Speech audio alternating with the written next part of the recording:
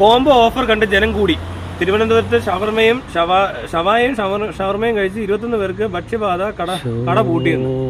എങ്ങനെയുണ്ട്? ഏതോ കട ഷവായും ഷവർമയും കഴിച്ച് ഫുഡ് പോയിസൺ അടിച്ചിരിക്കുന്നു. സിഗ്നേച്ചർ ഡിഷസിൽ നിന്നാണ് ഇവർ ഭക്ഷണം വാങ്ങി കഴിച്ചത്. ഷമയം കഴിച്ചാണ്. Read more. ഏത് ഹോട്ടലാണ്? ഹോട്ടലിന്റെ പേരൊന്നും ഇല്ലേ? എന്നാലേ 12 പേരാണ് ചികിത്സയിലെ. പ്രമുഖ ഹോട്ടലായിരിക്കും. ഏത് ഹോട്ടലാണേലും ഇതിനകത്തൊരു ചതി ഉണ്ടാകും. കാരണം ഈ പോലീസ് അല്ല ഈ ഹോട്ടലുകാര് ഈ കോംബോ ഓഫർ വെച്ചത് തന്നെ അവർക്ക് വില കുറച്ച് കോഴിയെ കിട്ടിയതായിരിക്കും.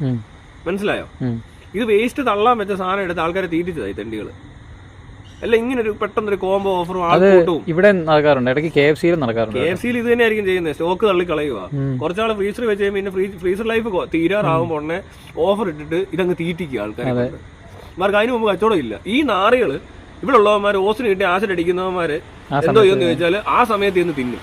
ഇവിടെ ഈ സെയിലിന് വെക്കുക എന്ന് പറഞ്ഞാൽ തന്നെ എക്സ്പയർ ആകുന്നു, അടുത്ത് തന്നെ എക്സ്പയർ ആകുമെന്നുള്ളതാണ് അതിന്റെ സൂചന. അതാണ് അതിന്റെ കാരണം. അല്ലെങ്കിൽ അതിന്റെ ഫാഷൻ ഇത് കഴിഞ്ഞു, അതിന്റെ സമയം കഴിഞ്ഞു. ഇതിപ്പോ ഇവിടെ ഷെൽഫ് ലൈഫ് ഒക്കെ ഉണ്ട് തുണിക്കൊക്കെ. അതുപോലെ തന്നെ ഈ എക്സ്പയർ ആവുന്ന ടൈപ്പ് ഷാമ്പു അടക്കമുള്ള സാധനമാണ് ഈ കോംബോ അടിച്ചു വെച്ചിട്ട് നമ്മളത് നോക്കുമ്പോൾ മാനുഫാക്ചറിംഗ് ഡേറ്റ് നോക്കിയാൽ സാധനം എടുക്കണ്ടേ. ഇവിടെ ആരും അതെടുക്കുന്നത്? ഇവിടെ എല്ലാവരും എക്സ്പയറി ഡേറ്റ് അല്ലേ നോക്കുന്നത്. മാനുഫാക്ചറിംഗ് ഡേറ്റ് നോക്കണം. അപ്പോൾ നോക്കുമ്പോൾ കാണാം മാനുഫാക്ചറിംഗ് ഡേറ്റ് അടുത്തിരിക്കുന്നതിനൊന്നും ഒരു ഓഫറും കാണത്തില്ല. ഇനി ഒരു 2 മാസം കൂടെ കാണത്തുള്ളൂ എക്സ്പയർ ആവാൻ. ശരിക്കും പറഞ്ഞാൽ അതിന്റെ പരിപാടി കഴിഞ്ഞു. അത് പോയി മേടിക്കാൻ തള്ള. അതുപോലെ തന്നെ തുണിയുടെ കേസിൽ ഇതേപോലെ തന്നെ ഷോക്കേസ് അതിനൊരു ലൈഫ് ഉണ്ട്. അവർ പറയുന്നത് 2 മാസം കഴിഞ്ഞാൽ അവർ കളയും. അപ്പൊ ഉടനെ ഓഫറില്ല തുണി. തുണിയുടെ കാര്യത്തിൽ വലിയ സാധനം ഒന്നും ചെയ്യാനുള്ളൂ. നമുക്കത് മനസ്സിലാകത്തില്ല. വലിയ പുള്ളികൾക്ക് വലിയ ബുദ്ധിമുട്ടാണെന്നാ കേട്ടേക്കുന്നത്. നമ്മളൊക്കെ എത്ര വർഷം ഒരു തുണി ഇടുന്നു. അതിനിടയിൽ ഇവന്റെ ഷോക്കേസിൽ 3 മാസം ഇരുന്നിട്ട് അവൻ കളയുന്നത് നമ്മുടെ കുഴപ്പമാണ്.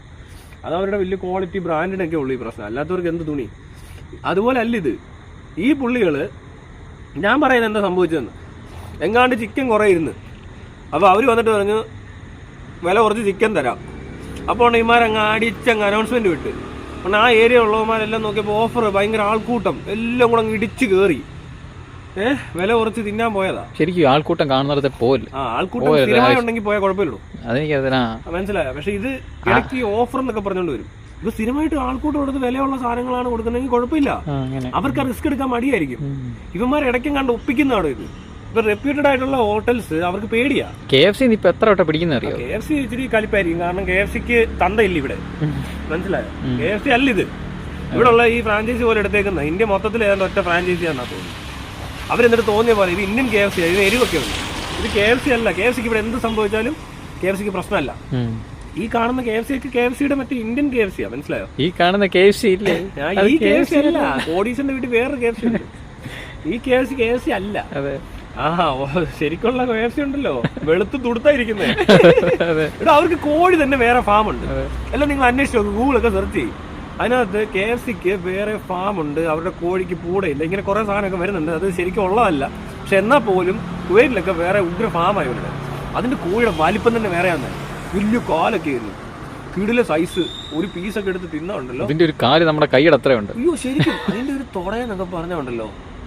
എന്നാ ചരക്കാന്നറിയോ? ചരക്ക് സാധനമാണ്. എന്റെ ചെസ്റ്റ് ബ്രസ്റ്റ് എല്ലാം കൂടെ അവിടെ തിന്നണം. എന്നാ രസം അറിയോ? കോഴിയെ കണ്ടാൽ തന്നെ പിടിച്ചും തിന്നാൻ തോന്നും. അതുപോലത്തെ കോഴിയാ ഇത്. ഇവിടുത്തെ നാടൻ കോഴി അല്ല, നാടൻ പട്ടി. ഇവിടുത്തെ പാവം പിടിച്ച ബ്രോയിലർ കോഴികളൊക്കെ ഏതാണ്ട് മരുന്ന് കുത്തി വെച്ച് ഉണ്ടാക്കിയിരിക്കുന്ന സാധനത്തിനൊക്കെ എടുത്തിട്ട് KFC ആണെന്ന് പറഞ്ഞ് ഉണ്ടാക്കുന്നതിനകത്ത് എരിവും ചേർന്ന് കോൾസിലൊക്കെ തിന്നണേ ഉണ്ട്. ഇതല്ല KFC.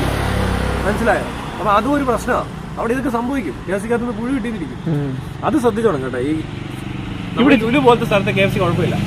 അവർക്ക് ഹൈ റിസ്ക് എടുക്കാൻ പറ്റത്തില്ല. അതേസമയം അല്ലാത്ത ലൊടുക്ക് സ്ഥലങ്ങളിൽ കയറിയാൽ സാധനം ഫ്രീസർ ഇരുന്ന് മുരടിച്ച് കാണും.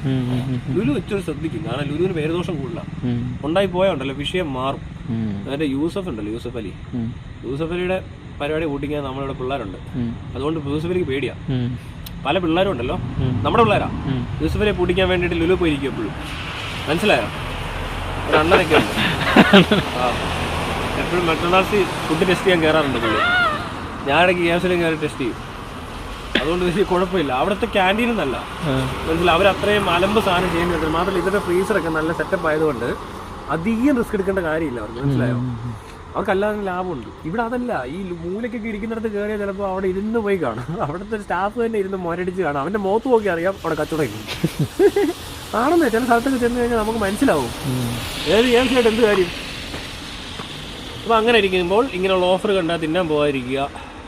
ഹോട്ടലിൽ ശ്രദ്ധിച്ച് വേണം കയറാൻ.